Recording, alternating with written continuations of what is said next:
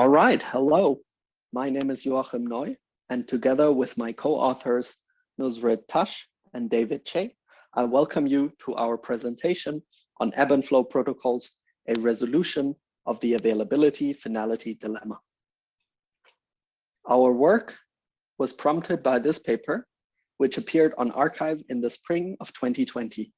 The authors describe Gasper, the proposed consensus protocol for Ethereum 2, which combines the finality tool Casper FFG and the fork choice rule LMD Ghost. But is Gasper secure? Here are the key takeaways of this presentation. We found a liveness attack on Gasper. Gasper is not secure in the synchronous network model. We then dig deeper to understand the consensus problem that Gasper aims to solve and provide a formalization of this consensus problem under the name of ebb and flow protocols. While Gasper is not a secure ebb and flow protocol, we designed so-called snap and chat protocols, a family of provably secure ebb and flow protocols with optimal resilience against adversarial corruption. The world of consensus protocols is pretty much divided into the following two camps. On the one hand, the more traditional partially synchronous BFT protocols, such as PBFT or hot stuff. And on the other hand, Nakamoto-style longest chain-based protocols, such as Bitcoin, Ethereum 1, or Ouroboros. Protocols from these two camps show very different behavior. Suppose a network with the following characteristics. Participation is fluctuating. In the green shaded periods, participation is high, and in the blank period, participation is low. Suppose there is also an intermittent network partition in the gray shaded area. In such a setting, the ledger output by a longest chain type protocol is always live, which is a desired property which we call dynamic availability. However, the protocol sacrifices safety under network partitions. On the other hand, the ledger output by traditional propose and vote style BFT protocols is always safe, a desired property which we call finality. However, the protocol sacrifices liveness under low participation. A natural question is there a consensus protocol whose output ledger provides both availability and finality? Variants of the CAP theorem tell us no, and this is perhaps not that surprising. After all, how could you have a single ledger that has both the behavior on the left and the behavior on the right plot simultaneously? So the availability finality dilemma tells us that there cannot be a single ledger that is always safe and live under both network partitions and dynamic participation. What is the next best thing that we can hope for then? We propose the following decomposition, and in fact, we argue that this is a formalization of the design goals of Gasper. We would like to have an available full ledger and a finalized prefix ledger. The available full ledger is always live, and it is safe unless there is a network partition. So the available full ledger has the same properties as the ledger output by a longest chain type protocol. The finalized prefix ledger, on the other hand, is always safe, and it is live unless there is low participation. So the finalized prefix ledger has the same properties as the ledger output by a traditional propose and vote style BFT protocol. And since the finalized ledger is a prefix of the available ledger, both ledgers eventually agree on a single account of history. We call this the ebb and flow property, and it provides a way to combine consensus protocols from the previously mentioned two camps.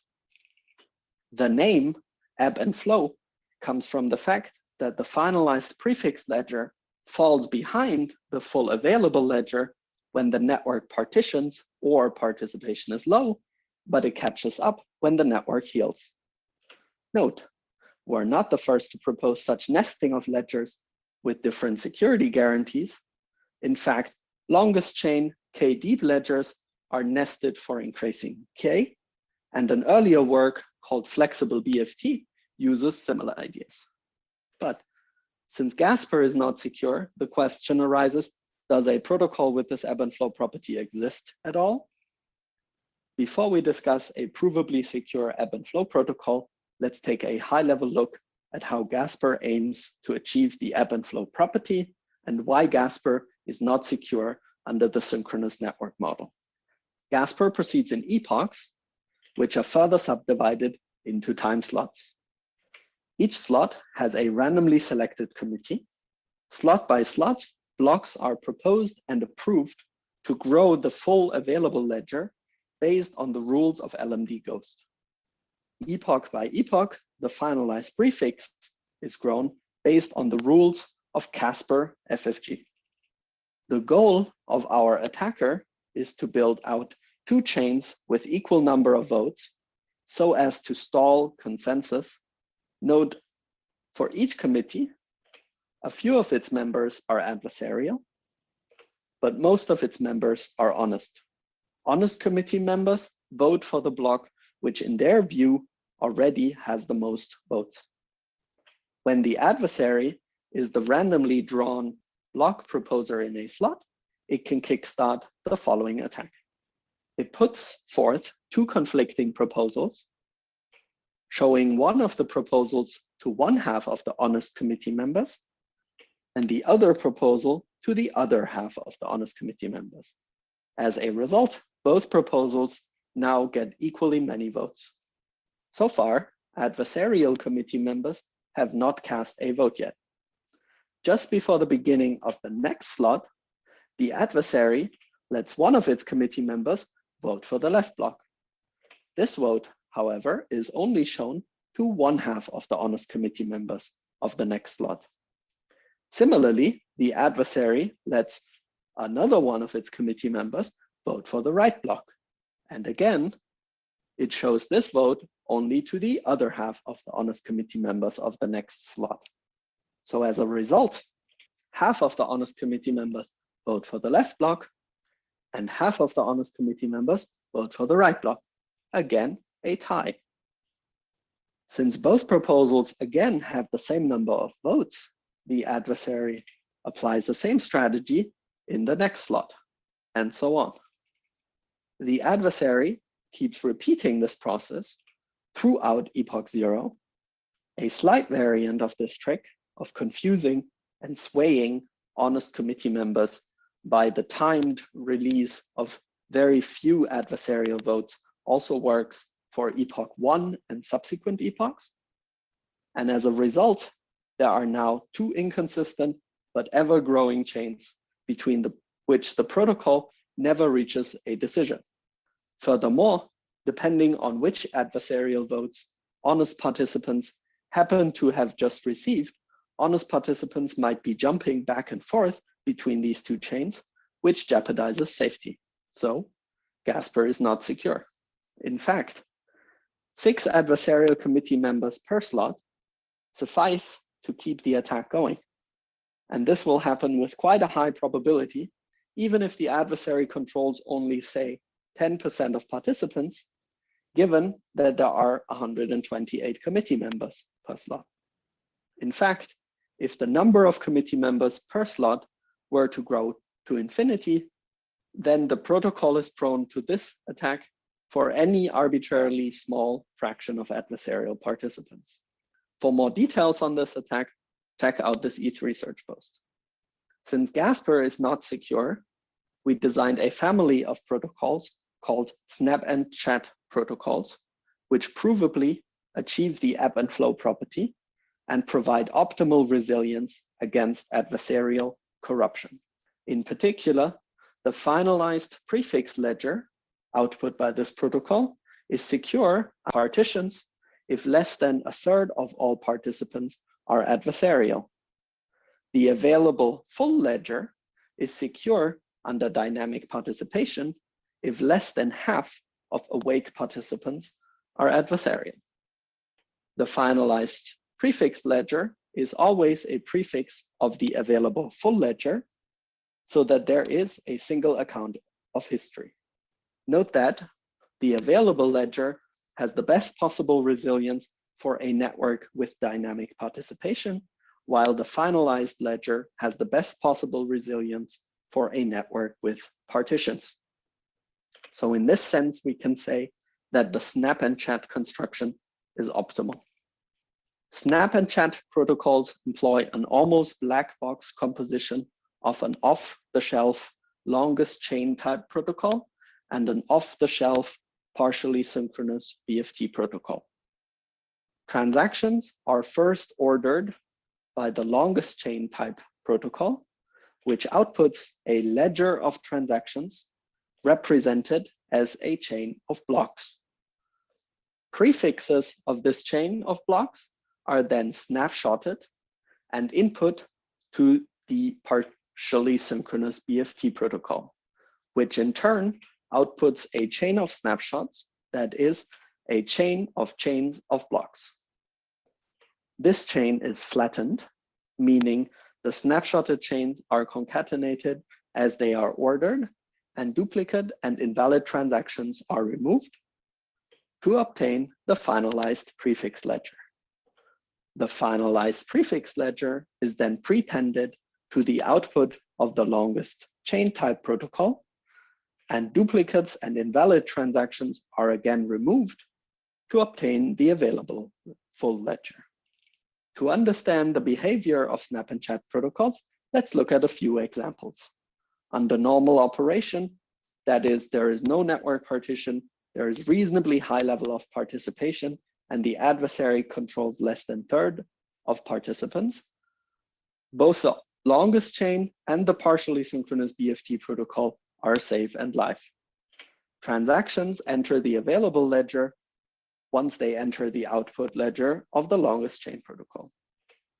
A future proposal in the BFT protocol will then include a snapshot to this ledger and hence upgrade the transaction into the finalized prefix. It usually will not take long until transactions that have appeared in the available ledger will also enter the growing finalized prefix. Due to a network partition, the longest chain protocol might temporarily lose safety. In that case, even a longest chain that was once included in a snapshot might end up abandoned. However, the snap and chat protocol continues to snapshot the longest chain, and it leaves the reconciliation of the output of the longest chain protocol and of the BFT protocol to the prefixing operation, which ensures that the finalized ledger remains a prefix of the available ledger. Finally, if there is no network partitions, but the adversary is strong and controls between a third and a half of participants, then the partially synchronous BFT protocol might not be safe or alive, but the longest chain keeps growing, and with it does the available ledger.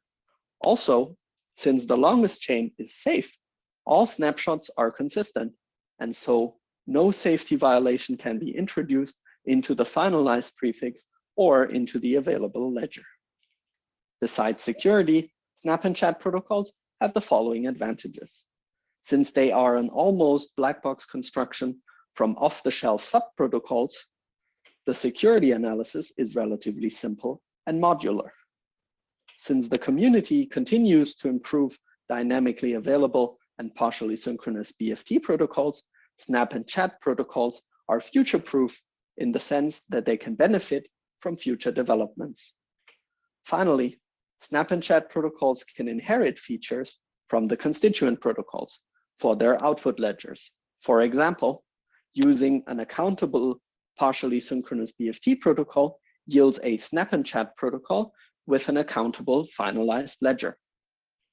A drawback of snap and chat protocols is that participants in the longest chain protocol cannot always determine at the time of block production whether a transaction will ultimately be considered valid and can enter the ledger or not.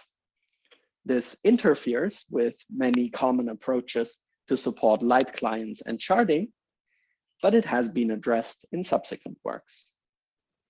For more information, check out the paper or our high-level blog post on this topic, or our detailed description of the attack on Gasper on ETH Research.